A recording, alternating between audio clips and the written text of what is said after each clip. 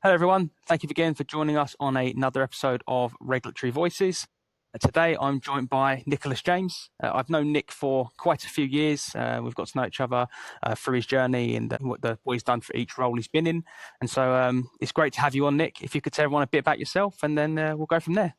Yeah, thank you, Connor. Yeah, happy to be here. My name's Nick James. I am a pharmacist by training located in the Northeast. I graduated from pharmacy school in 2020 and ended up in the pharmaceutical industry. Currently, a associate director of regulatory affairs at Definium Therapeutics, where we are developing psychoactive agents for the treatment of anxiety and depression. Perfect. I think it's best to start at the beginning on this one with your journey as a pharmacist. So you started out as a pharmacist. How did that path eventually lead you into regulatory affairs? Yeah, it's a bit of a unique journey, I guess, becoming a bit more popular for pharmacists these days. But I knew from an early age that I wanted to help people in some fashion. That led me ultimately to go to pharmacy school, really loved science and loved math. As I was at pharmacy school, I started learning about the pharmacist role in the retail setting at places like CVS and Mhm. Walgreens and knew that wasn't quite the setting that worked for me. I really actually was attracted to the hospital systems and worked at a psychiatric hospital for most of pharmacy school. That was really fascinating. I loved being around the psych world and helping those patients. I think there's a dire unmet need there. But that role just still felt too limited to me in scope. So during pharmacy school, I learned about the pharmaceutical industry and potential pathways there for pharmacists. And as soon as I started looking into it, I fell in love with that scope. Mhm. There's the potential to help thousands or millions or even billions of patients, depending on the disease state that you work in. And as I searched around and shadowed, I had experiences at multiple companies. Ultimately, landed on regulatory affairs. It was just a perfect marriage between the skills that a pharmacist uses and some of my own interests. And yeah, that led me to the role that I'm in today. And I'm really happy that I took that chance. Good. And one thing that you mentioned just then about the skills you got, and something we've discussed before, was how the skills of a pharmacist kind of directly translate into regulatory work. Could you expand upon that for the audience? Yeah.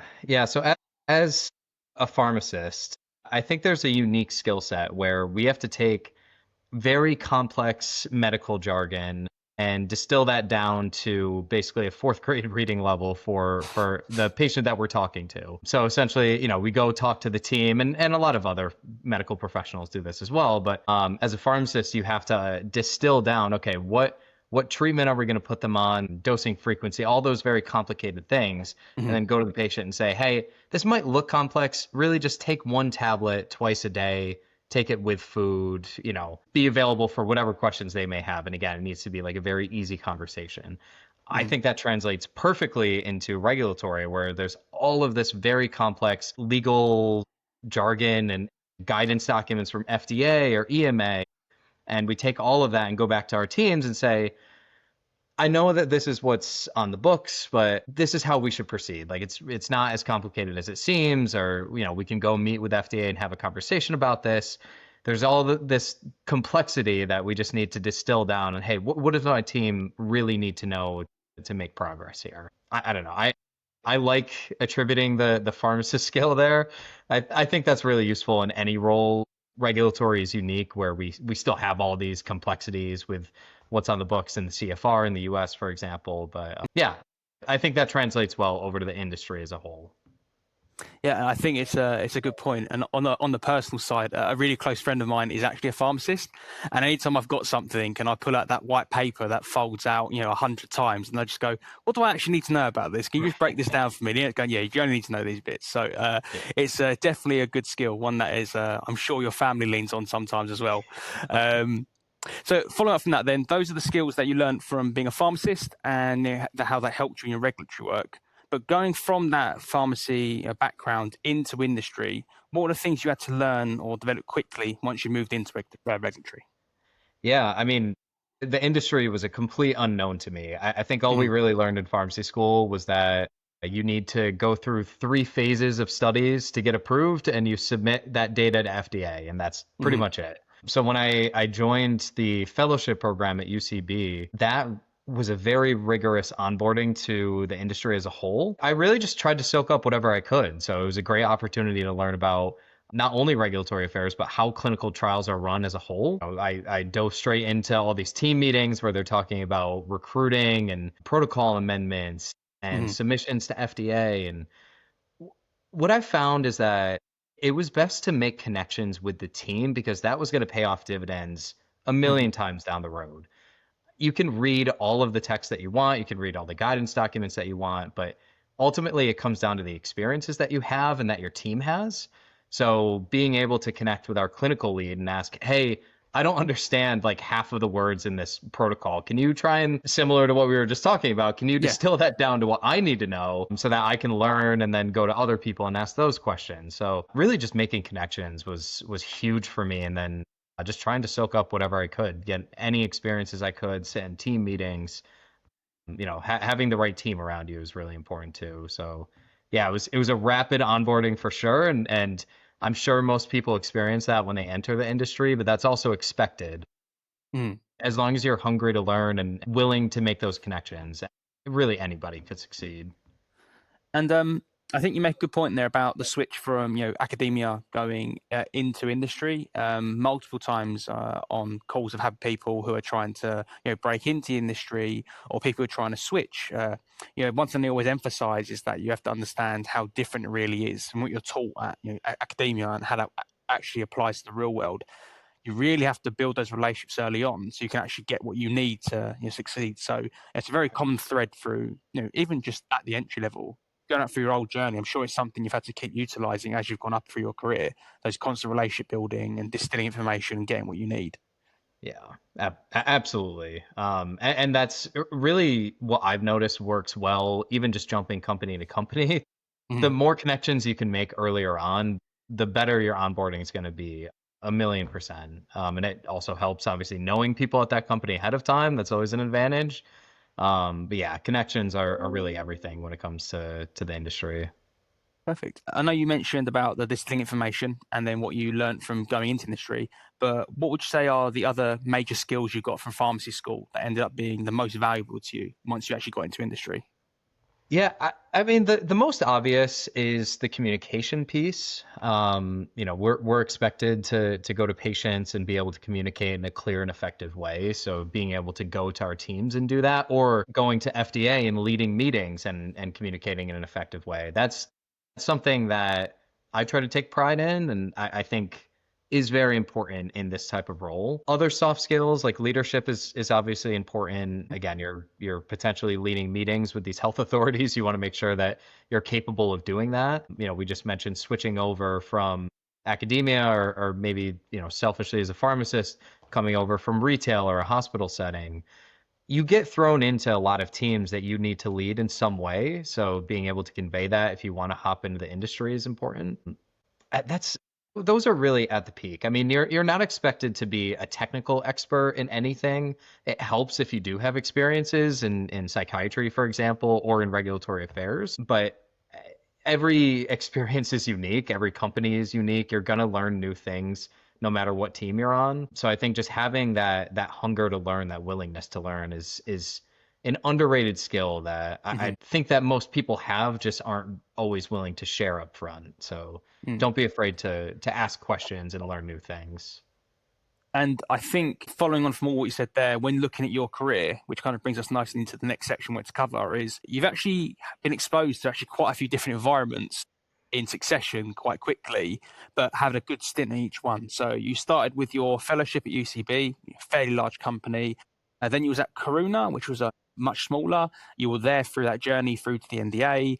They were acquired by BMS. You were kept around as part of the reorganization. You stuck around for that bit as well, and then now you're at Definium. Obviously, again, a smaller company. So you've had quite a mixture of sizes and cultures. So, what was your first impression when going from UCB to Karuna? Obviously, it's a big company to small company. Yeah, it was quite the shock. I remember telling people that I was going to a company. I think I was like our 200th hire or something like Mhm. that, and UCB at the time was, I don't know, 7,500 or 8,000 people. It was definitely a shock. Our Mhm. regulatory team at UCB, I think, was, I don't know, somewhere around 50 people, and distilled down to about six of us. Um, so it took some getting used to. I personally liked it. I went to a smaller pharmacy school, a relatively small high school, like just for most of my life. I was in these smaller environments, and I just tended to thrive in those settings or smaller Mhm. teams. So when I got to Karuna, that made a lot of sense for me. It was a more intimate environment to get to know your colleagues, or even just the work that you're doing, and you have complete ownership over that work. I learned a lot in a rapid amount of time at Karuna, just purely because I was responsible Mhm. for Yeah. certain programs and deliverables, and we just didn't have the people to have multiple people on that team. So I really appreciated that. I think it paid dividends in my own growth as a regulatory affairs specialist, and also just as a leader, communicator. I look back really fondly at that time at Karuna. Good. And one thing that I think is important to maybe highlight for people who have only worked in one area, so they've only worked in big companies or only worked in small companies, is because of your unique insight. What would you say the biggest differences were in how regulatory operated in each of those company sizes? Yeah. Yeah, there's pros and cons to each. So being at a big company like some of my former employers, there's great advantages because of you have all of those people. All those people bring their own experiences, their own mentorship even. So for example, if you're going through a filing and this is your first time leading an FDA meeting, well, if you're at a company like UCB or BMS, there are so many people that have probably done that you can Mhm. reach out to. They can teach you what went well and what didn't go well. There's probably a huge wealth of historical documents that you can lean on. So if you don't know what to submit as a part of that meeting package, you can go back and see, what did we submit 5 years ago, 10 years ago to FDA? Mhm. That's really valuable that if you're at a smaller company, you might not have access to because they're relatively new. On the other hand, if you're at a smaller company, it might be more advantageous there because you're able to pivot a little bit more quickly than larger companies. Where you're at a big company, typically there's things like governance boards, or, there's a chain of command and it makes sense having that in place. Just sometimes it can impede progress. Whereas if you're at a smaller company, just because there's less people, there isn't really that chain of command. So that's pretty common across the board, is you're able to move a little bit more quickly at a small company. So Mhm. there's pros and cons to both. I think another last important distinction I would say is just that the scope of your work might change depending on a larger or smaller company. If you're at a bigger company, a lot more things are brought in-house because they have the resources to do that and make it more efficient on their own. So you might be a little bit more like in the weeds when it comes to your submissions, and you might really be authoring most of the documents, and you have to be a bit more technically sound when you work at a larger company versus when you're at a smaller biotech, for example. You might be working with vendors that handle that stuff for you. Mhm. So maybe a regulatory vendor that is an expert in European legislation, and they handle most of the ex-US submissions, for example. So you might not need to be as technically sound in those, and just kind of trust that they know what they're doing. You still need to do your due diligence and understand what those regulations are, but again, you kind of trust that partnership with your vendor, and that they can handle those while you're focused on US activities, for example. And kind of neatly goes into the bit where I'm trying to lean in for more junior people trying to break in. Obviously, you've got the two distinctions of the big company, small company, and the amount you can be hands on with, and some of it can be outsourced, or a bigger company we need to be technical, and you've got so much resources. So, for someone starting out in regulatory now, in your opinion, where do you think they should start? Small pharma or a big pharma? It's a great question. In my experience, I think big pharma is willing to take chances on newer talent because Yeah, they that's fair. have all of those people that could be mentors to them, versus a smaller company. Probably, like, even in regulatory affairs, they're probably only going to hire a few people there, and they just need somebody that knows it as soon as possible so that they can keep their progress. Typically, I also I have friends that ask about this because they also want to get into the industry. Of course. There's things called CROs, contract research organizations, and Hmm. those are the vendors that I'm talking about that typically like small pharma or even big pharma at times will partner with. They also need to train people and take in new talent. And I feel like I've heard a lot of stories where they might be willing to take on new folks. And again, they have a huge history of submissions and partnerships that they've worked on that can help train these people as well. Hmm. So that might be a third option to look into if the big or small pharma is not panning out. And if I can add my 2 cents to that, obviously on my side, on the recruitment staffing side of things, the CRO route actually is a really valid route. It might not be as competitive in pay, but what there has been traditionally is the chance to actually be exposed to a lot of these documents and work with different types of companies. I think the biggest issue is that in the post-COVID economy, the CRO market has, it's been tough, and I think that's due to some of the wider economic pieces as well, when where venture capital and funding has been going to. I think that will change though, and I think in general the CRO route is definitely a fantastic route to start in, especially for people who have gone into one field and want to get into regulatory. As you said, there is that tolerance and acceptance to it, so that's something I would echo as well. It just might be when the market's in a healthy position. Going back to yourself, then, one thing I think is unique to your profile, especially given the title you're at, is you were a senior manager at Karuna and then you were acquired and you were kept around. So, from your side, I'd love to hear about what it's like to be inside an organization, especially at your level when an acquisition is happening. What changes happened first and how was that announced? Yeah. With from what I've heard, with any acquisition, there's a bit of chaos, right? A lot of times you just hear this breaking news, and sometimes it's within the organization, sometimes not. Especially being a little bit more junior, we're not involved in like due diligence or anything like that. So when it came to the Karuna acquisition, it was again chaos and a lot of excitement there, and not knowing what the future held. And I think there was a lot of excitement on our end because hearing that BMS would be taking over this asset and knowing how great that asset was, there's an excitement there to bring it to even more patients than we may have been capable of doing. So that's really what was at the forefront of our minds at the time. Obviously, as things go along, you understand that some roles are redundant, and unfortunately, there was a number of layoffs that happened.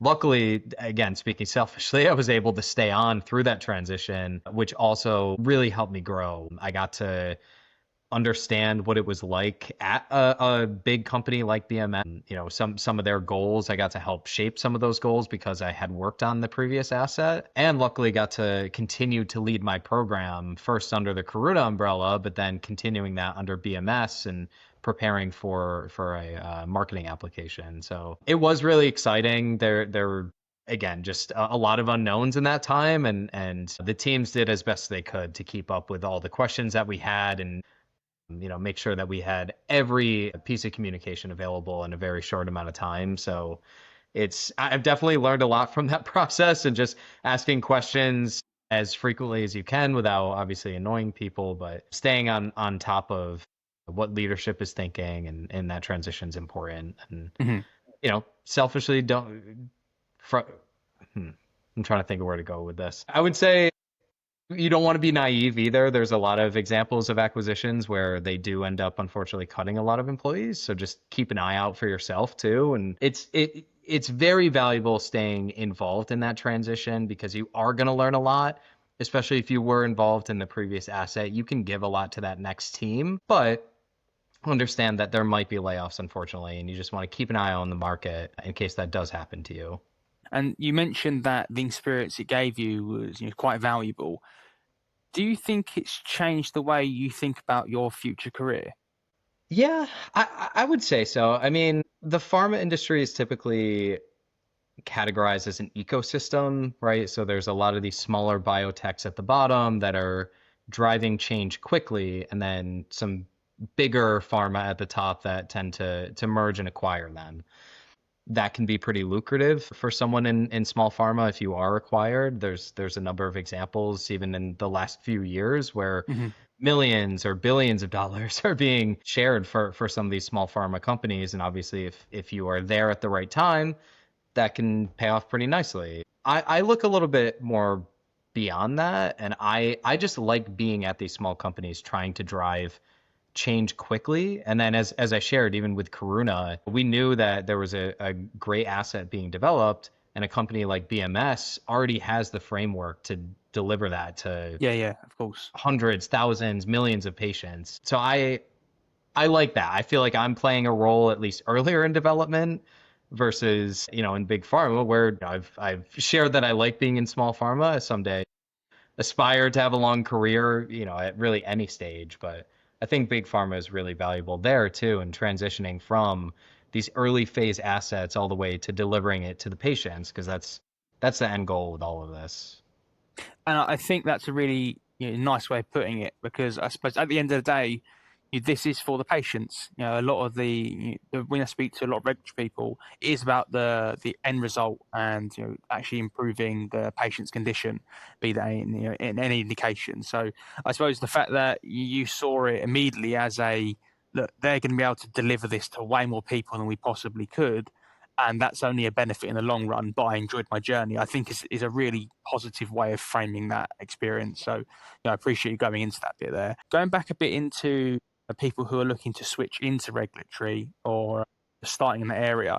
Given that you're someone who is still in their first 10 years and you've had all these things already, could you give us an insight into your journey and what you have actually done in regulatory strategy, and explain for those people what exactly is regulatory strategy? Yeah, that's good. And maybe even taking a step back too, regulatory is kind of divided into these different buckets, I would say. Yeah. I currently work in regulatory strategy, which is a little bit more clinically focused, working on clinical trials, maybe even transitioning from preclinical, like animal studies, and Yeah. starting those clinical trials all the way to marketing application and getting it approved with the FDA. There's a few other buckets, like something called CMC, which is involved in manufacturing, advertising and promotion, or ad promo, and that's more on the Hmm. manufacturing side, or ops or operations, which helps with all of the background stuff and getting things submitted to all of these Hmm. countries. So as you mentioned, I'm involved in the strategy, maybe clinical strategy. My day to day is really just meeting with our teams and staying on top of what's happening with our studies. It's not uncommon for someone maybe from our clinical team to say, hey, we have this study ongoing and we're noticing that enrollment is stalling because there's something hindering in the protocol. Maybe the age range is too restrictive, or there's a number of reasons why. So it me hearing that, I can already tell that there would be a protocol amendment that needs to happen. We need to, maybe adjust our inclusion or exclusion criteria. And I help facilitate a lot of that. I might be involved in the review. I might help coordinate some of the authoring, and I'm certainly involved in submitting that to FDA or any other health authority where we're operating, and getting that approved or answering any questions that they may have. So ultimately, my job is just facilitating communication between our company and the FDA, or again any health authority in the world that we're operating with. And yeah, that's the ultimate goal, is just to make that conversation easier, and again digest some of their complex information, going back to my team and saying, hey, here's how we can de-risk our program, make sure that we're in the good graces of these health authorities, and bettering our medicines for patients, keeping them in mind, Hmm. but still delivering on our objectives. So And I don't know. That was still like very, very high level. It's hard to yeah, explain without like, being at these companies and working on these projects, but that's really what it boils down to. yeah, and it's tough because obviously different companies have different regulatory cultures, if you will. Some where Yeah. are you aspects of everything. You're doing CMC, labeling, clean strats. Yeah, you're doing every bits of everything, right? And together Right. we make it happen. Whereas some, it's like I said, very broken down. You are CMC regulatory, you are clinical reg strategy, you are reg ops, you are reg ad promo, and it's very Right. distinct. So each company is different for each person. But I think it's always good to try and from your frame to see, this is how I do the role, and this is how I've always seen it. And Right. something I wanted to follow up with is, Another thing that people will be hearing quite a lot is cross-functional. We know that regulatory threads the needle through all these departments. So my question to you is, what does good communication between regulatory and other groups actually look like? Yeah, I think you nailed a really important topic here that I didn't touch on earlier. We are typically at the center of a lot of communication because, again, the ultimate goal is to get approved by these health authorities, and that's our Mhm, job to facilitate that communication. So, um, I think I mentioned earlier a strategy that I use to onboard easily, but also to get through some of these harder conversations with health authorities is setting up one-on-one or maybe small meetings with teams to really understand where they're coming from. So I mentioned a protocol amendment earlier, or maybe even something called an RFI, request for information that we might get from FDA. mhm, Sometimes from a regulatory perspective, we don't want to take a lot of risks. We want to do exactly what the health authority is asking us to do, and someone on a clinical team might not agree with that and feels like we should push back. Instead of hashing that out in front of 60 people on a team, it might be advantageous just to set up a call with that one person and say, here's where I'm coming from. I want to de-risk this. I think that FDA might not agree if we push back. In my experiences, those types of interactions go a really long way when people feel heard and seen versus, again, if you're just in like one of these huge meetings and you're kind of just throwing someone under the bus, no one's going to want to operate in a team like that, and things mhm, might get hostile very quickly. So I think just getting to know the team that you're in and making them feel seen and heard goes a very long way in a successful team and a successful program. mhm. That's first and foremost. There's other strategies people have from there. Everyone will set up these cross-functional meetings, or you sit in on team meetings and try and do any sort of team building. But I think like really fundamentally getting to know your team is a really useful strategy. And taking all that piece there and how they link together, and also as you try to describe how reg strategy can be different for different people and different companies, in your opinion, how much of regulatory strategy is science versus interpretation versus experience? Mm. Man. I mean, I think a lot of it is interpretation. So there Hmm. there is a deep technical piece to this where you should know in regulatory very common laws in something called the Code of Federal Regulation, or Hmm. CFR. That's the literal laws on the books in the US. And there's the FDA interpretation of those through their guidance documents. So we refer to both of those pretty frequently in regulatory, and there's a few that you should just know like off the top of your head. But I actually got very good advice from a mentor, Deb Hogerman at UCB, and she always wanted us to get inside the mind of the regulator. So you can read as many guidance documents as you want, but that's only going to go so far. You really want to Hmm. think of, hey, where is this person coming from at FDA? You know, if you're in a certain division, read up on some of the reviews that they've submitted in response to an approval of a drug, and understand like what were they concerned with versus what weren't they. Hmm. Or if there's an advisory committee meeting, what types of questions are they asking, or what are the committee members asking to FDA? I think that's a really important piece, and that kind of sets people apart from just like your generic regulatory specialist. And that interpretation piece that I mentioned, there's all of these technical things that FDA has put out there, but there's a lot more gray area. The field I'm working in, for example, in psychoactive substances, there's not really a precedence for this right now. We are kind of Hmm. paving the way for development and approval of these. So while there are some examples we can point to, and again, some of these like guidance documents with FDA, we have to operate in this gray area and say, okay, knowing all of this context with FDA, knowing this division, here's the best path forward that we should go in that gives us the best chance for approval. Yeah, it's a lot of complexity there, but Yeah. I think that's the best way to distill it. And you basically answered my next question, which was, how do you approach situations where guidance is unclear or it's evolving? And like you said, it's just there. It's sometimes a bit of interpretation, looking at what other people have tried and trying to put those together and create your own narrative. And obviously, I suppose just working with the agency as well. I think Exactly.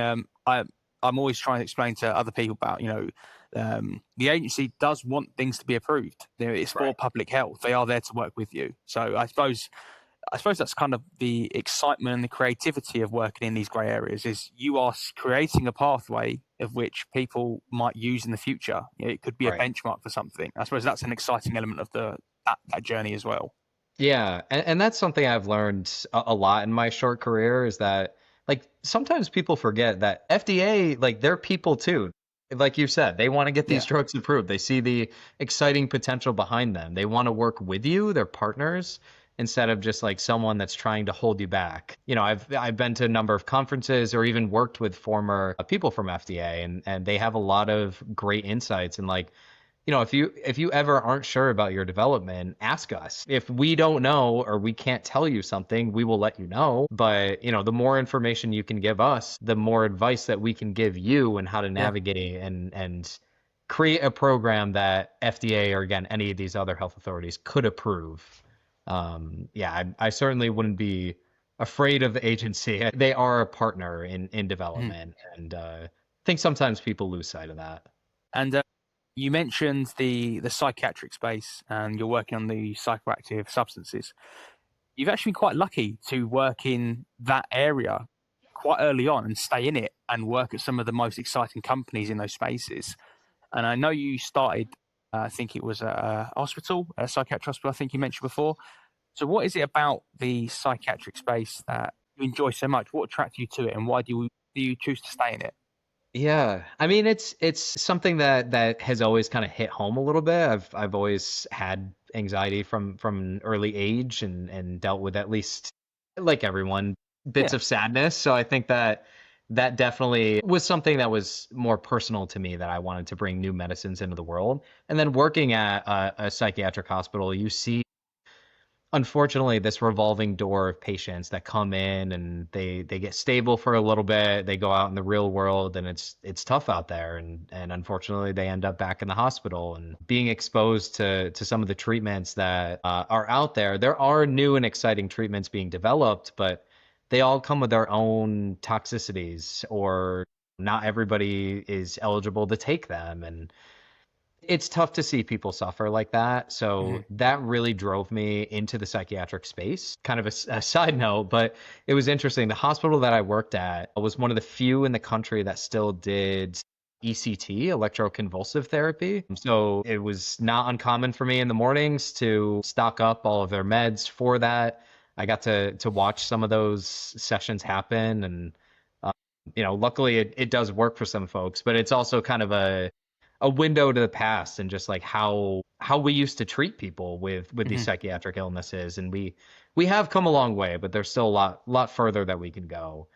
So when I first heard about Karuna especially, and some of the exciting data that was reading out from that company, that felt like a no-brainer to me, just to take a chance and try and develop that drug even further and get that approved.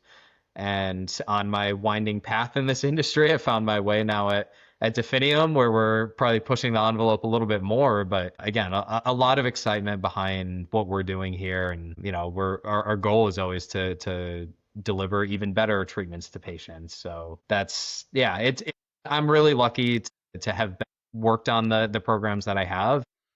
Hopefully that luck continues. We'll see, but Yeah. yeah, very very fortunate to be where I am. And it's always nice to hear the purpose behind what people do, and the fact that you've actually been present on patient side and you've seen how society helps them, what's available for them, and then you saw the gaps that are exist for it, and you actually now addressing those, and you've actually worked on something that is going to help people is a fantastic story. And you mentioned that that treatment you discussed, the ECT one, was a kind of a bridge into the past from your perspective, as someone who's actually worked quite closely into where we're heading, and obviously keep an eye on what's being developed, what challenges and opportunities do you see ahead for the psychiatric space?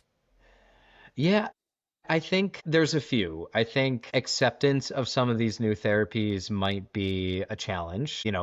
In our space, for example, the medicines we're working on are largely considered Schedule 1 in Hmm. most states. And to be available as a treatment. Rescheduling might need to occur for that to unlock more opportunities for patients. So I think that might be a little tricky. Maybe a challenge, but also an opportunity that I see in the space too is more personalization, personalized therapy. There's companies out there that are now developing drugs based off of like a certain EEG that you're having, which I think is fascinating. So I'm excited to see what happens in psychiatry. I think a lot of other spaces are starting to get more personalized medicine, which is Mhm. great, and that reduces the toxicities potentially that people might experience. Instead of creating one drug for everybody, you have multiple drugs for smaller populations where that risk benefit becomes a little bit better. Mhm. Um, Again, acceptance of those therapies, it'll probably take some time. These other psychoactive agents have been around for a while. Even like SSRIs have been on the market forever. So it's just you trust what you know and tend to not trust what you don't know. But with Mhm. time, I think people will learn to realize the value behind a lot of these new medicines that are being created. And as someone who has, like I said, you've been quite close to it all and you keep an eye on things, and you mentioned one of them there. Are there any developments in the field right now which you're personally quite excited about? I mean, obviously, a lot of excitement from what we're doing at our Of course, yeah. organization. Yeah. I did mention that the EEG piece. I can't remember the name of the company offhand, but it might be Alto Neurosciences, I think. Mhm. I don't know much about the organization, but I do remember a piece of reading a certain brainwave. And I think the premise there is you go into a clinic, they run an EEG, basically put wires on your head. And in the future, we would have multiple medications available for the type of brainwave that you're experiencing. So if you have a Mhm. certain type of depression or certain type of anxiety, that becomes measurable through something a lot more data driven than a a questionnaire or something. We can actually Mhm. physically read that brainwave and give you a medicine to try and improve your symptoms based on that brainwave. I think that's really smart. Our chief medical officer here always talks about once something is figured out, quote unquote, in psychiatry, it then moves to a different categorization because it does become more data driven and you actually understand the science behind it. So I'm looking forward to that. I think like really distilling down, I mentioned that one drug for everybody approach only goes so far. I'm excited to see what the future holds for more personalized medicine. Mhm. And something you mentioned about one drug for everybody and versus the personalised side, something that I've been exposed to more over the last few years, particularly through some people I know who work in the industry, is women's health and how sometimes the dosage is just maybe it's too much for women, and then you get more adverse effects. And Sure. the way these trials are run may have been more towards a male population. So even some stuff that's currently approved is maybe not the best fit for each individual, and you end up getting adverse results from that. So it's Yeah, definitely something that I think the industry will probably look at as the future goes on. I see that as an opportunity as well to make these treatments more effective. Obviously, it will take time and take money to do that, but to your sure. point, there's still a lot of these areas where we're still learning, and maybe we Yeah. need to go back and maybe try certain things again. So it's a great point. I totally agree. And just my 2 cents on that, I think there's a lot of there's a lot of anxiety around AI and modeling and stuff like that, but you hit a really important piece. Women of childbearing potential or people of childbearing potential, that's a huge unknown right now. A lot of Mhm. times people don't want to take a risk in developing drugs in that population, rightfully so, because Yeah. we don't know what that risk looks like for that person or for the fetus. So I think as artificial intelligence develops, that I hope that becomes an asset where we can model that a little bit better, and maybe instead of offering these newer treatments and unknown treatments to physical human beings, maybe we can model that, and that at least de-risks it a little bit and Mhm. people feel more reassured that their own population has been somewhat covered in a clinical trial. Who knows what that looks like? There's a lot more work that needs to happen Of there, course. but I do hope that becomes a tool to close that gap between the population studied versus who actually takes the drug. Yeah. And we're slowly coming towards the end of the show, so I'm going to hit you with some quick fire questions. Sure. Good to get your initial response. So first one would be, what career advice do you wish you had received earlier in your career? I think just be confident. It's hard to do that when you're first entering your job, but if you have people telling you that you're doing a good job, or if you feel like you're doing a good job, just keep doing that. Always be hungry to learn and always be hungry to improve. But I think sometimes second guessing yourself can really put you behind. So just be sure of yourself. That's important in this field. And next one would be, if we had this conversation in 10 years' time, what do you think will have changed the most in regulatory affairs? Ooh.